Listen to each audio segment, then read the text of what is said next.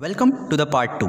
इस चैप्टर में हम बात पालमपुर गांव की कर रहे हैं और गांव में सबसे ज़्यादा खेती ही की जाती है और यही उन लोगों के इकलौते सोर्स ऑफ इनकम है।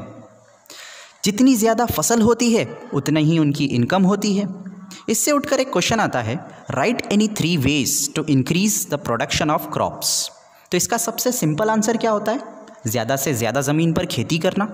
पर हमारे पास फर्टाइल लैंड लिमिटेड है, हमारे पास हर चीज़ लिमिटेड है। इसके पीछे का रीज़न ये है क्योंकि लैंड का बहुत बड़ा हिस्सा हाईवेज़ के लिए यूज़ होता है, फैक्ट्रीज़ के लिए यूज़ होता है और रेलवेज़ के लिए यूज़ होता है।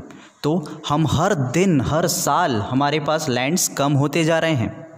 तो यही रीज़न है कि हमारे पास फर्टाइल लैंड्स लिमिटेड है। तो इस क्वेश्चन का एक सिंपल सा आंसर ये होता है, multiple cropping to grow more than 1 crop on a piece of land during a year. किसी भी एक साल में एक ज़मीन पर एक से ज़्यादा क्रॉप्स को उगाने को हम मल्टीपल क्रॉपिंग कहते हैं। जैसे रेनी सीज़न में बाजरा और ज्वार उगा लेना, अक्टूबर नवंबर दिसंबर में पोटैटो उगा लेना और विंटर सीज़न में गेहूं उगा लेना। तो ये एक एग्जाम्पल होता है मल्टीपल क्रॉपिंग का। सेकेंड पॉइंट है using of modern farming methods. ये बात है 1960s की, जब इंडिया में ग्रीन रिवॉल्यूशन हुआ था। तो ये ग्रीन रिवॉल्यूशन में हमें HYV सीड्स के बारे में बताया गया था। HYV सीड्स का फुल फॉर्म होता है हाई यील्डिंग वैरायटी सीड्स। इसे सबसे पहली बार यूज़ किया गया था हरियाणा और पंजाब में।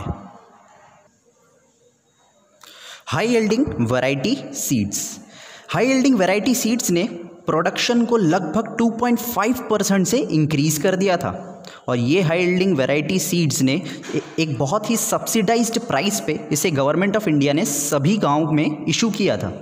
थर्ड पॉइंट है यूजिंग मॉडर्न फार्मिंग मशीन्स, जैसे ट्रैक्टर्स, थ्रैशिंग मशीन्स, ट्यूबवेल्स। अब ट्यूबवेल मॉडर्न फार्मिंग मशीन कैसे हुआ?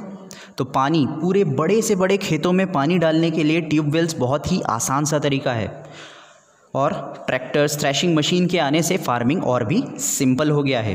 पर उसी के साथ साथ इसी ग्रीन रिवॉल्यूशन के या फिर हाई यील्डिंग वैरायटी सीड्स के बहुत सारे ड्रॉबैक्स थे। उसका पहला ड्रॉबैक था HYV seeds need more water, pesticides and fertilisers. High yielding variety seeds को बहुत ज़्यादा पानी चाहिए होता था और हमारे पास जितने भी ड्रॉट प्रोन एरियाज़ हैं वहाँ पर ये सीड्स वर्क नहीं करते थे। पेस्टिसाइड्स और फर्टिलाइजर्स काफ़ी महंगे दामों में बिकने लगा था और ये केमिकल फर्टिलाइज़र होने के कारण ये सॉइल की फर्टिलिटी को रिड्यूस कर देता था।